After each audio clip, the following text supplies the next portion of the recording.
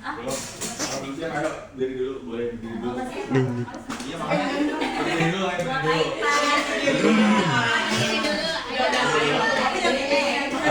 Ada ke sono, ada ke sono. Iya. Bayangan. Tahu kemarin masing-masing. Ya, nih, ininya kalau saya bilang 1, pelan. Kalau 2, udah. 3, kenceng ya.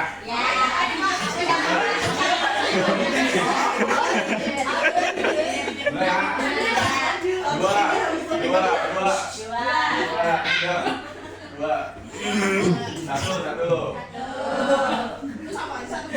Dua lagi, 2 lagi.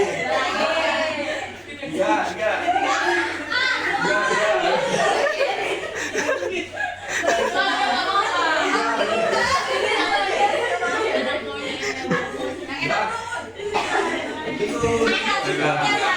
Apa saya bisa dari toilet Pak? Balik barang ya, balik barang.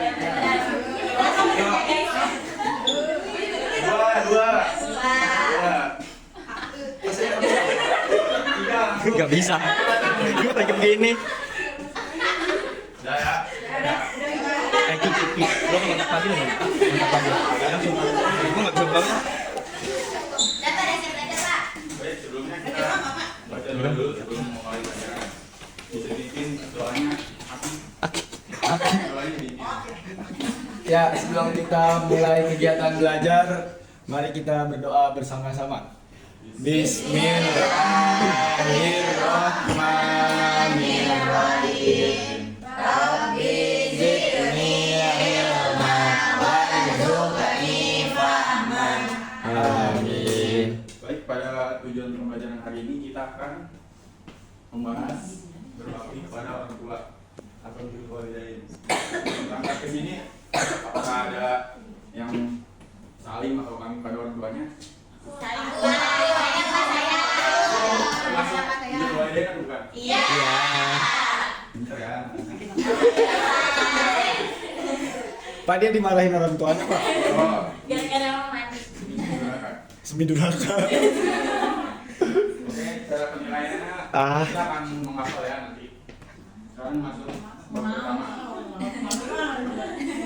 Tujuan pembelajarannya kita dapat menjalankan pengertian berbakti pada orang tua, mengetahui dalil-dalil berhubungan dengan kewajiban berbakti pada orang tua, mempraktikkan cara berkomunikasi yang baik dan santun dengan orang tua, terus termotivasi untuk memperbaiki hubungan dan interaksi dengan orang tua melalui tindakan berbakti. Mau siapa, Pak? Asisten. Apa sih berbakti itu apa? Dalam bahasa Arab sering biasa disebut dengan ungkapan birrul walidain. Itu merupakan gabungan dari dua kata, yaitu kata al-birru dan al-walidain. Secara bahasa, kata al-bir berasal dari kata barro yabirru baron, yang artinya adalah kebenaran dan ketaatan. Secara istilah, dalam kamus Al-Munawwir artinya adalah taat, berbakti, bersikap baik, sopan, benar, banyak berbuat kebaikan. Sedangkan kata al-walidain maknanya adalah ayah dan ibu. Jadi secara istilah berbakti pada orang tua birrul walidain itu mengandung pengertian benar, berbuat baik, belas kasih dan taat kepada keduanya. Keempat hal tersebut berarti terwujud dalam sikap: 1. Berperilaku dan berbuat baik pada keduanya, tunduk dan patuh kepada mereka dalam Rasulnya, memuliakan mereka dan selalu berusaha mencari dan mendapatkan keridhaan dari keduanya. Kemudian mengabdi dan melayani keduanya, mengasihi dan menyayangi selalu keduanya, tidak melakukan hal buruk kepada keduanya, apalagi menyakiti hati keduanya, baik itu dalam bentuk ucapan ataupun perbuatan, karena itu bisa membuat Allah Subhanahu wa taala tidak ridho dan murka. Berbakti kepada orang tua adalah suatu amalan yang paling mulia dan tinggi saat beriman kepada Allah Subhanahu wa taala. Dalam Al-Qur'an pun telah disebutkan dalil yang berkaitan dengan kepada orang tua. Tolong coba Lutfia bacain artinya. Artinya dan sembahlah itu. Yang Al-Isra. Dan sembahlah Allah dan janganlah kamu maka sekali-kali janganlah engkau mengatakan kepada keduanya perkataan dan janganlah engkau membentak keduanya dan ucapkanlah kepada keduanya perkataan yang baik. Oke, makasih. Terus ada ayat yang kedua juga dalam surat An-Nisa ayat 24. Dan gue kesemutan. Berarti apa Pak? Artinya ya. Yang artinya dan sembahlah Allah dan janganlah kamu mempersekutukannya dengan sesuatu apapun dan berbuat baiklah kepada kedua orang tuamu. Quran surat An-Nisa ayat Terima kasih 30. Ali. Sama-sama Pak. Dalam hadis pun juga disebutkan dari Abu Hurairah. Nabi SAW bersabda, sungguh terhina, sungguh terhina, sungguh terhina. Ali bertanya, siapa wahai Rasulullah? Beliau bersabda, sungguh hina seseorang yang mendapati kedua orang tuanya yang masih hidup atau salah satu dari keduanya ketika mereka telah tua, namun justru ia tidak masuk surga. Hadis riwayat Muslim. Itu dalil-dalil yang berkaitan kepada wajibnya berbakti kepada orang tua. Selanjutnya adalah bentuk-bentuk berbakti kepada orang tua. Saat kita masih hidup, langkah yang bentuk berbaktinya itu kita menghormati dan melakukan dengan lembut. Maksud melakukan dengan lembut itu kita berbicara yang sopan, tidak kekerasan, terus santun, tidak bentak-bentak.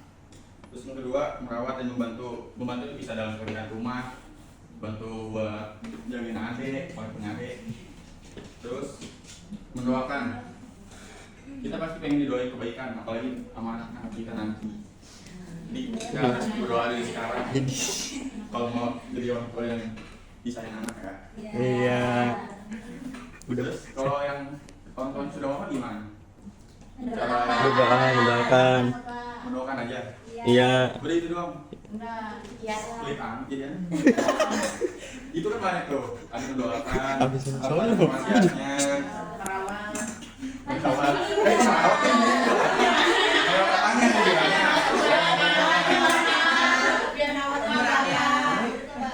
Melakukan wasiatnya, berwasiat di lain, sedekah terus namanya jangan pikir ya.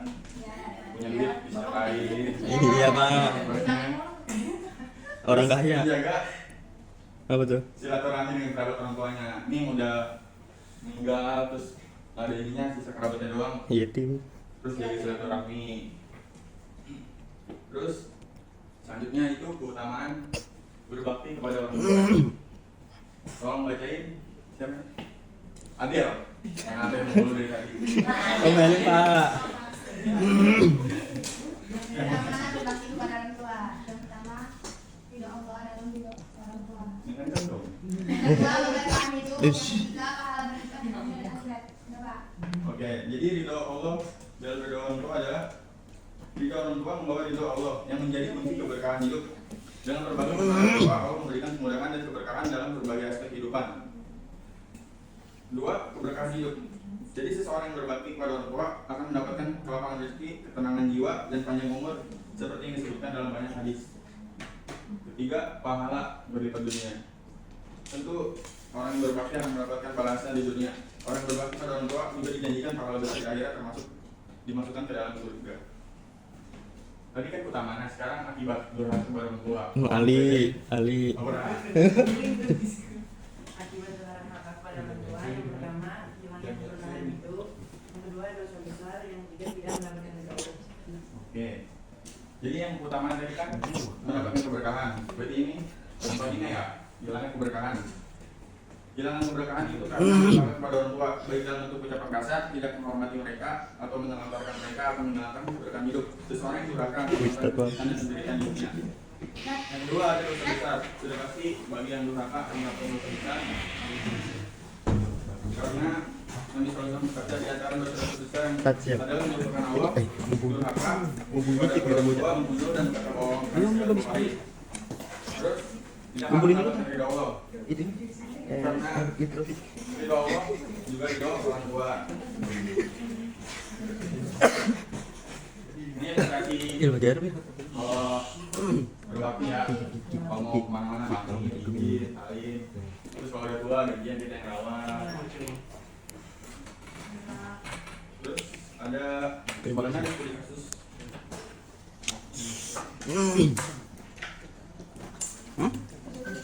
Itu kumpulin.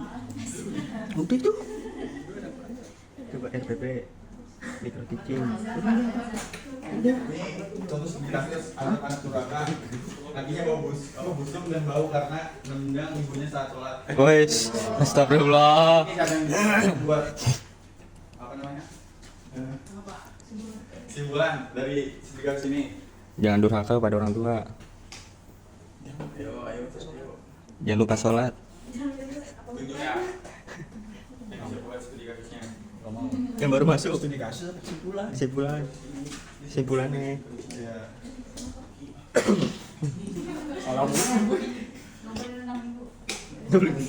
Dan sama lagi ngobrolin tentang ini. Boleh ngebentak. Oke, terus Sayang ibu. apa tuh? Jadi dari poin ini kita tahu ya bahwa kita tidak boleh sekali-kali durhaka pada orang tua, baik dari perkataan ataupun perbuatan. Bisa aja langsung yang seperti ini contohnya. Terus mungkin sebelum penutupan kita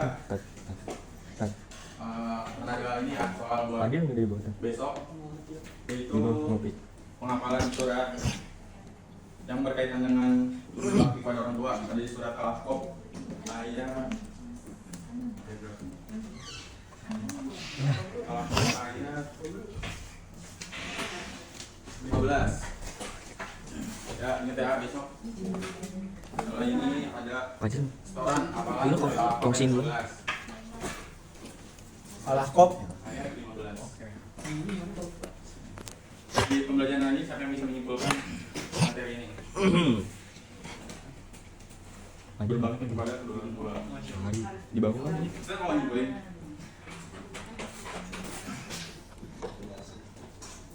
Hamdi. Yang boleh durhaka. Taat kepada orang tua. Apa Chan? Taat kepada orang tua. Ya, terus Jangan tendang pintu. Kenapa dan pintu? Minta jadi erok. kesimpulannya yaitu berbakti kepada orang tua adalah kewajiban Kumpulin dulu. utama bagi setiap anak yang apa ya? Yang berbakti. Berbakti yang merupakan perintah Gak usah gue lagi kumpulin. Allah Subhanahu wa taala dan Rasulnya. Terus kedua, kebaikan kepada kedua orang tua mendatangkan pahala besar berupa lapangan rezeki dan panjang umur serta jaminan balasan surga di akhirat. Sebaliknya, durhaka membawa kerugian besar baik di dunia maupun di akhirat. Tiga, setiap anak harus berusaha untuk selalu berbakti, menghormati dan menjaga orang tua dengan penuh kasih sayang selama mereka masih hidup dan mendoakan serta berbuat baik atas nama mereka setelah wafat. Nggak boleh gitu. Penutupan cukup sekian ya. Tadi ingat jangan lupa ininya apa hafalan surat Al-Ahqaf ayat 15 ya. Terima kasih buat teman hari ini. Besok lanjut ini ya. Apa ya? Tadi ya. Materi besok tentang durhaka ya. Oke nih bisa diminta doanya lagi. Doa Ya. kepada majelis. Subhanakallah wa bihamdika. Oke, sekian. Terima kasih. Assalamualaikum warahmatullahi wabarakatuh. Waalaikumsalam.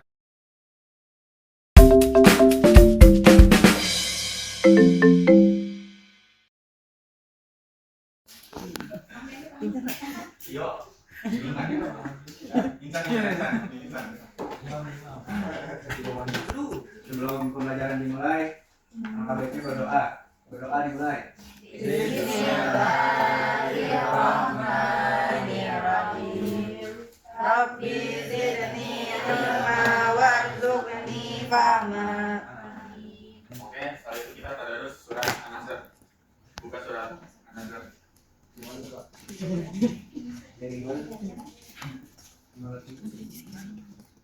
Udah buka. Udah. Ayo mulai. Billahi minasyaitonir rajim. Bismillahirrahmanirrahim. Idza jaa nasrullahi wal fath wa ra'aitan nasa yadkhuluna fi dinillahi afwaja fasabbih bihamdi rabbika wastaghfir innahu kana tawwaba. Baik, untuk pertemuan kali ini kita akan membahas hakikat mencintai Allah, khauf, raja, dan tawakal kepadanya. Tujuan pembelajaran kali ini meyakini bahwa iman terdapat banyak cabang-cabangnya 2. Membiasakan perilaku cinta kepada Allah, khauf, raja, dan tawakal kepadanya. 3. Menganalisis cabang iman, hakikat mencintai Allah, khauf, raja, dan tawakal kepadanya. 4. Membuat media pembelajaran tentang hakikat mencintai Allah, khauf, raja, dan tawakal kepadanya. Di sini siapa yang tahu tentang mencintai Allah? Definisinya? Jangan kamu ya. Definisi mencintai Allah. Tahu Pak.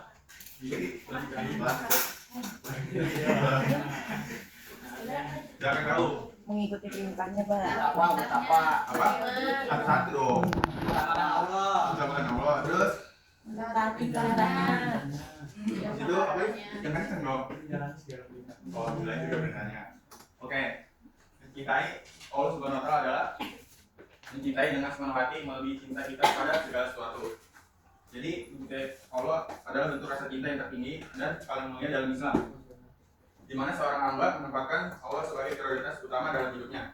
Cinta pada Allah dilandasi dengan rasa syukur atas nikmat yang telah diberikan, kekaguman terhadap kebesarannya, dan keinginan untuk selalu mendekatkan kepada Allah melalui perkataan ibadah dan amal soleh.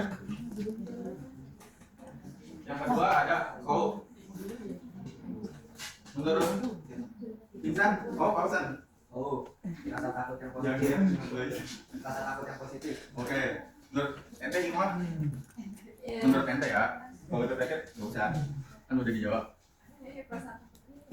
Rasa takut aja. Ente orang? Rasa takut kepada Allah. Ya. Kalau ente, doi? Dosa. Jadi, khauf adalah rasa takut yang positif, takut kepada murka Allah dan takut kepada dosa. Dalam Islam, khauf berarti rasa takut kepada Allah Subhanahu wa taala yang muncul karena kesadaran akan kebesaran, kekuasaan, dan keadilannya.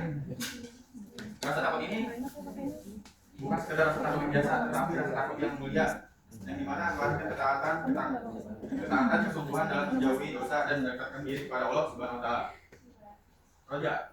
Yang ketiga roja adalah harapan dan keyakinan bahwa Allah memberikan pertolongan dan kebaikan. Jadi roja adalah rasa berharap pada Allah untuk memperoleh rahmat, ampunan, dan karunia-Nya. Sifat ini muncul karena keyakinan seorang hamba bahwa semua ini terjadi atas kekuasaan Allah dan hanya Dia menentukan hasil akhirnya. Yang keempat adalah tawakal. Siapa yang tahu tawakal di sini? Berserah diri kepada Allah. Satu, kata tadi besar daripada Allah. Yang panjang dikit. Yang mana Pak? Siapa yang tahu nih? Mau apa daripada dia? Apa? Gak bisa. Sadar sepenuhnya kepada Allah dan segala urusan Tuhan bersama maksimal. Menurut ente, besar diri. Terus? Bersandar kepada Allah setelah kita berusaha dengan maksimal. Oke, terima kasih. Terus apa lagi yang tahu? Lagi deh, Pak. Yuk, berapa sih, yuk? Coba lengkapin dulu. Apaan coba? Apa namanya? Apa namanya? Apaan? Apa itu? Tawakal. Yang panjang dikit. Tawakal adalah Jangan ngomong. sabar. Tawakal adalah berserah diri ketika kita sudah berikhtiar melakukan perintah dan menjauhi larangan, terus kita berserah diri akan hasilnya dari Allah Subhanahu wa Masya taala. Allah. Kita closing ya. Jadi tawakal adalah berserah diri kepada Allah Subhanahu wa taala setelah melakukan segala upaya atau usaha yang maksimal. Tawakal menunjukkan keimanan seseorang bahwa segala sesuatu yang terjadi di dunia ini berada dalam kekuasaan Allah dan hanya Dia yang menentukan hasil akhir dari usaha manusia. Jadi tawakal itu bukan berarti kita meninggalkan usaha, tetapi usaha harus dibarengi dengan tawakal. Di sini ada dalil mencintai Allah. Tapi membaca dan itu aja. Lihat, coba maju. Ke depan aja langsung.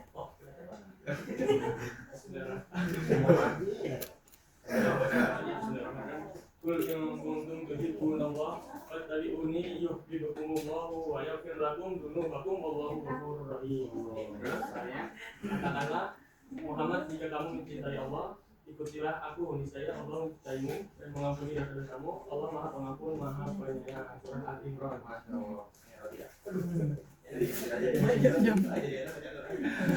Dapat pahala ya. Habis itu begini Pak. Implementasi dalam sehari-hari. Kalau kita itu melaksanakan ibadah dengan khusyuk, berzikir, dan bersyukur. Kalau khauf yaitu menghindari perbuatan maksiat dan dosa bertobat bila melaksanakan kesalahan. Kalau raja yaitu berdoa dan memohon kepada Allah dalam segala urusan dengan penuh harap. Dan terakhir tawakal, yaitu bersandar kepada Allah dalam segala urusan setelah berusaha maksimal. Ada yang bisa kasih contoh yang lain untuk implementasi sehari-harinya? Baik, mau kasih contoh apa? Dari sehari-hari di antara empat itu ada. Sana. Ada. Ayo, bisa kasih contoh? Tahu kan? Itu terserah milih Pak. Ya apa? Tawakal. Iya. Sudah berdiri. Iya, oke. Jadi nggak usah mengharap yang lain-lain. Terima kasih ya. Tadi nggak mau. Terus manfaat dari kemudian itu pertama ketenangan jiwa, itu menghilangkan rasa takut, khawatir dan cemas. Dua, kedekatan dengan Allah, memperkuat hubungan batinnya dengan Allah. Ketiga, hidayah dan petunjuk, itu membimbing kita menuju jalan yang benar dan diridhoi Allah. Keempat, kebahagiaan dunia dan akhirat, membantu kita menuju kebahagiaan sejati. Di sini ada yang bisa timbulin materi pertemuan ini? Apaan? Timbulin kita tadi ya di terakhir. Siapa yang menyibulin? Sastra, diem aja. Menyibulin nggak? Nanya dulu orang. Orang menyibulin nggak? Doi? Oh, udah terbaik tidak. Ada yang memberi kesimpulan?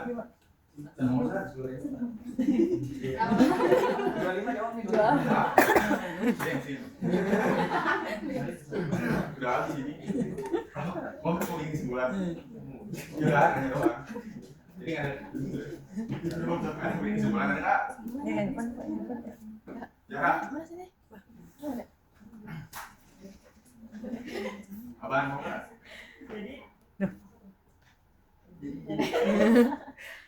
Jadi kita sebagai manusia harus bertawakal kepada Allah, terus menjauhi larangan-larangan Allah.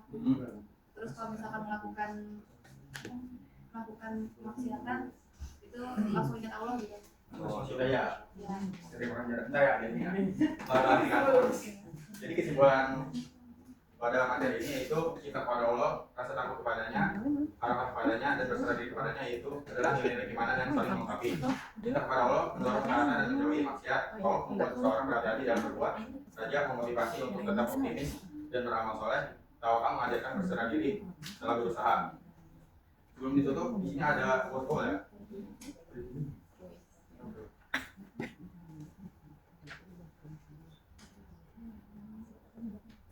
Bisa dibuka, udah dikirim itu ya fotonya.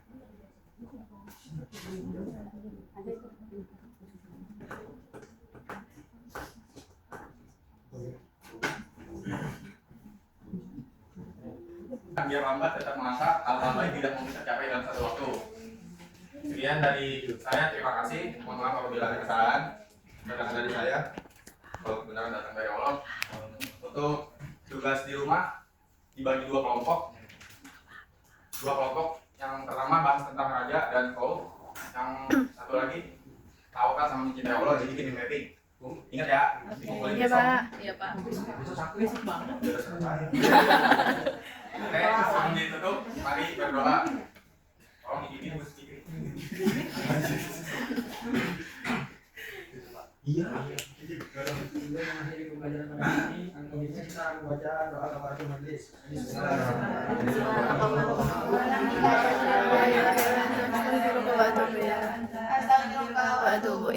Untuk materi selanjutnya, jujur ya. Iya Pak. Assalamualaikum warahmatullahi wabarakatuh.